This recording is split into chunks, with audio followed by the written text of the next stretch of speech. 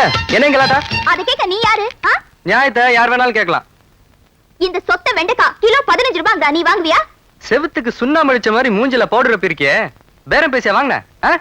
சந்தன பவுடர் வேணும்னு பந்தவா கேட்டிருப்பிய. மட்டமான நாத்தம் அடிக்கிற சென்ட் போட்டிருக்கே, ஒரிஜினலான்னு பார்த்தா வாங்கின.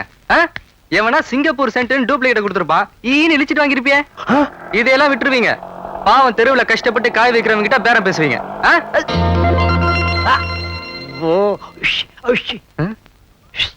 கோபால்,